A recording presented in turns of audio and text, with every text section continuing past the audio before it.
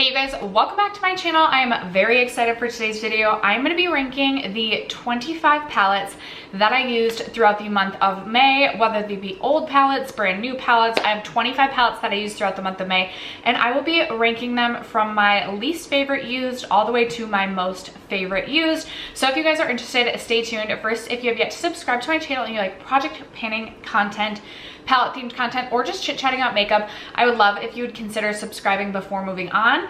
And you guys, I can't believe we are 3 days into June and I have not yet announced in a video that I am going to try my darndest to post every single day throughout the month of June, just kind of as a little challenge that I'm setting to myself. So every single day at 3 p.m. Pacific Standard, nope, 3 p.m. Central Standard Time, I will be posting a new video throughout the month of June. So I hope you'll consider subscribing before moving on. And other than that, let's jump into the video.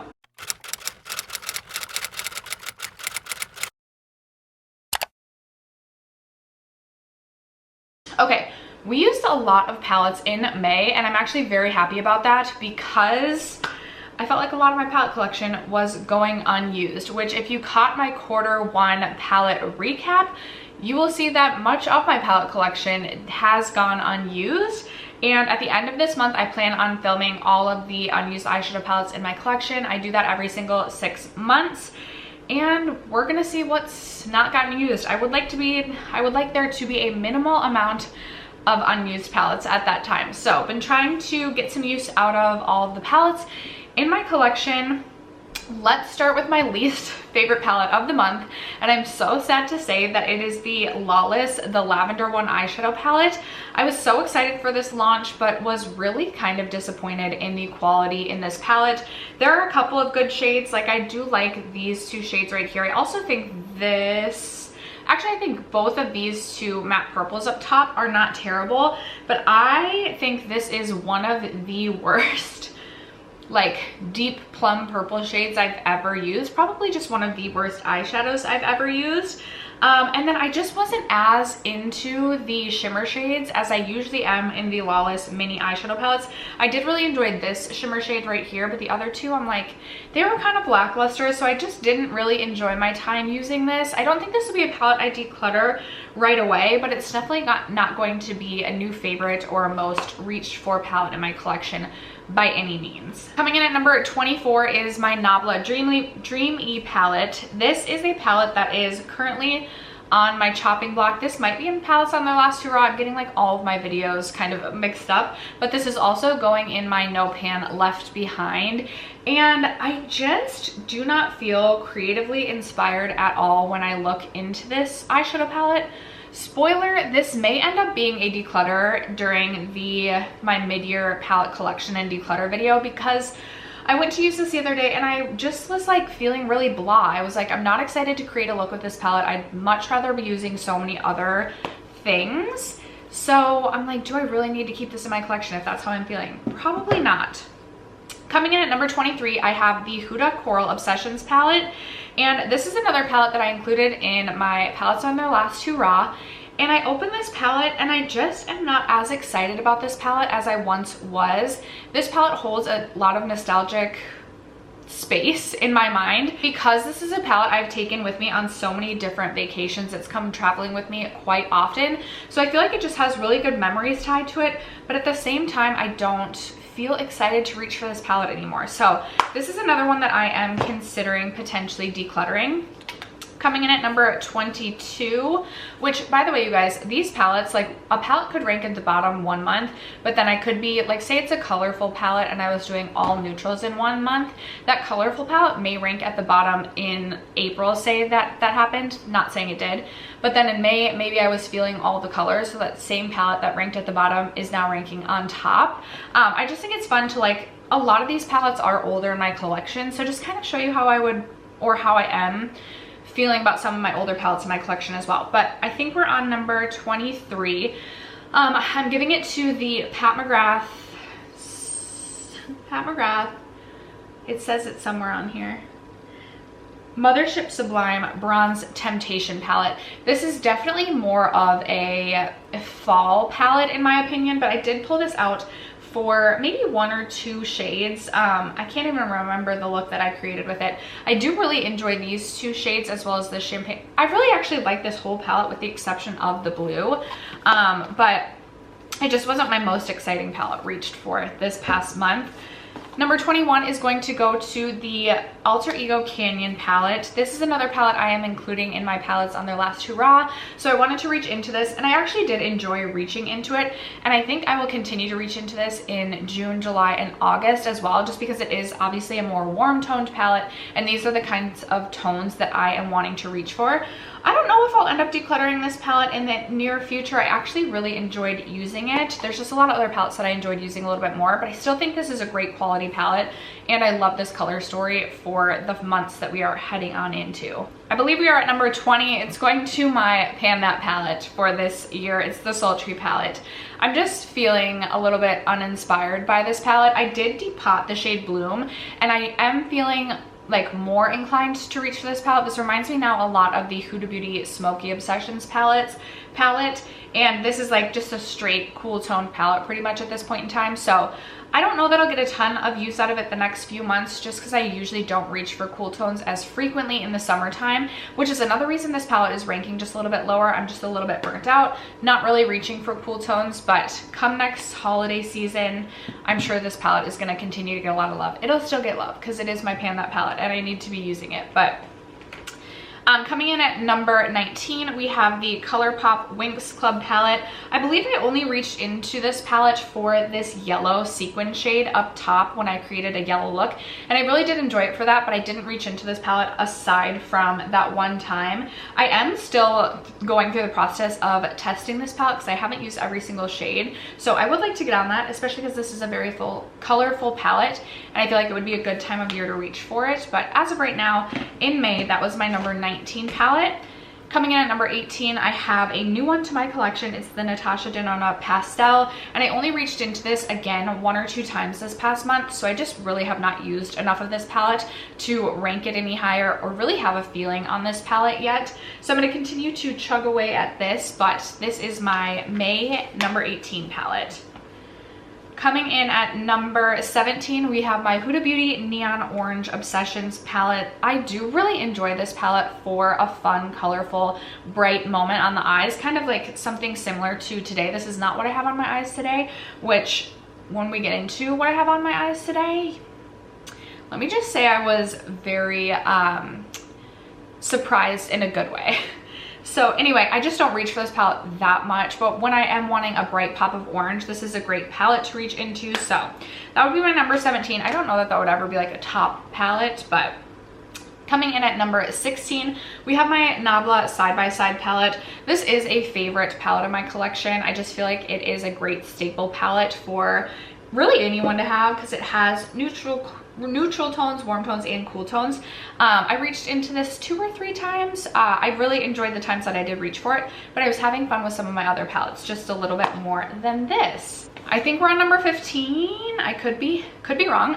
Number 15 is gonna go to the Menagerie Pastel Pop palette. I do really enjoy this palette and have reached for this already more this year than I did in like last year, but I also think because this is such a white-based pastel palette, which pastels are white-based, but they're really, really light. So I do sometimes really struggle to get these to show up. I like to use them more to like blend out other pastels in my collection. Today I actually used this shade Fishy to blend the edge of this look, and that worked really well. But on its own to create a look, I just struggle a little bit with this one. So this is my number 15.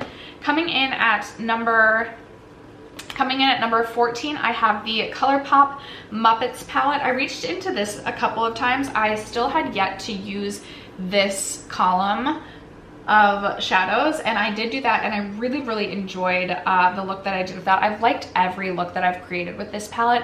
This is like tippity top superb ColourPop quality. I know this was a holiday release, so I don't necessarily know that you can get this anymore. I almost didn't buy this, and I am so glad that I ended up purchasing this one because I really enjoyed this one a lot. Number 13 palette is gonna go to the Natasha Denona Mini Love palette, and I only reached into this palette for the shade the shade True. This really beautiful, like iridescent pink sort of shade. I use it on the inner corner of my eyes and I love it like that.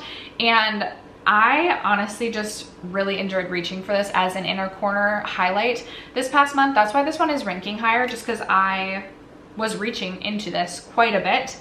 And some of these other palettes, like I would trade out to have this palette for the inner corner from at least the past month in my use. So that's why I'm ranking that one at number 13.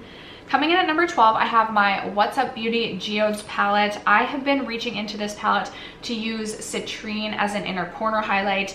It is such a beautiful shade. One of my favorite yellow inner corner highlights in my entire collection. And again, just really been loving very specific shadows on my inner corner. So that's why this one is ranking at number 12, I believe. Coming in at number 11, I have my LH Cosmetics Shimmer Saga palette. This is just a little quad of 4 really shimmery shades, kind of multi-chrome, and I think it's a really stunning quad to have. A very good complementary palette. There were a few times where I felt like my eye look was looking a little bit more dull or a little bit more lackluster than I wanted, so I just reached into this to top the look off, and I think it's just such a great palette for that purpose. So really enjoyed that. Coming in at number 10, I have this custom palette that I made from all of my Natasha Denona midi palettes, and a couple of you have pointed out that this really kind of resembles the ABH Norvina palette, the like one with the purple felt, like the first Norvina, which when I created this, I was looking at this because I actually, a few weeks prior to creating this, was looking at my Norvina palette and I was like, I feel like I'm almost ready to declutter this. And then I created this color story, not really trying to replicate the Huda, sorry, why do I keep saying Huda? The ABH Norvina palette. And I thought to myself though, after creating this, I was like, dang, this really kind of looks like the ABH Norvina. And then my friend Emily messaged me on Instagram and she was like, that kind of looks like the Norvina palette. And I was like, I kind of think so too. And so I feel like I got my fix out of like that color story. And another spoiler for my upcoming palette declutter, I think I'm gonna end up decluttering the ABH Norvina. I did reach into this palette quite a bit and I was really bad. I did not label my shades, so I'm not necessarily sure which shade came from which palette. I know, shame on me. I'm at peace with it, so that's all that matters. But I am going to rearrange and create another custom palette, and I think I'm gonna try and continue to do that month to month because I feel like I've gotten like more use out of my Natasha shades than I would have. Plus it's just kind of fun. Like I'm trying to be more just fun and creative with my makeup and my makeup collection. So creating a custom palette I think is really fun and creative like on its own. Plus I just don't care as much about whether or not, I used to be like, no, I don't want to take my palettes apart because then like how do I rank my palettes? I just don't care. I'm having more fun creating my own custom palette than like caring about keeping the palettes perfect, if that makes sense. I don't know why I just went on a rant about that, but I think we're at number 9. I have my Pat McGrath Bronze Seduction palette. I know I will continue to pull this palette out this summer because I freaking love these 2 shades in the summertime. I also think that this gold is really beautiful, and even like transitioning into the fall, I want to reach for this palette even more. But currently this is my number 9. Coming in at number 8, we have my ABH Jackie palette. I pulled this back out. I was mixing the shade Big Wig, which now has a pan, with the shade Slate from the ABH Sultry palette. And in my mind, I thought that those two would create a periwinkle shade. They're not light shadow stuff, so that did not go well. But I also reached into this to create one of my favorite looks, which is using the shades Edges, Ginger, and Credit, and then going over top of that with Zam. I also reached for Sponsored Ones, which is one of my favorite shades in the palette. I do love this palette so much and want to continue to get use out of it the next few months because this is like my perfect go-to warm toned shadow look. So that would be my number 8. I feel like I'm not. Okay. And also I realized I had 27 palettes just now, but both of these palettes would have ranked higher. So I actually had 27 palettes. So we're actually at true number 8 now, which true number 8 is gonna go to my Natasha Denona mini pastel palette. This pastel palette is actually like brighter or deeper pastels than like the actual Natasha Denona pastel palette. I think this is such a fun palette, and I really enjoy every single shade in this palette, which kind of surprises me. I really love this gold green shade quite a bit, and I feel like I'll continue to reach into this palette even just for that shade to go with some of my like warm bronze looks. So I expect we'll continue to see that, but that's my current number 8. Coming in at number 7, I have the Glamlite Ice Cream Dream palette. I had so much fun reaching into this palette this month, and I actually ended up reaching into this palette quite a few more times than I expected to.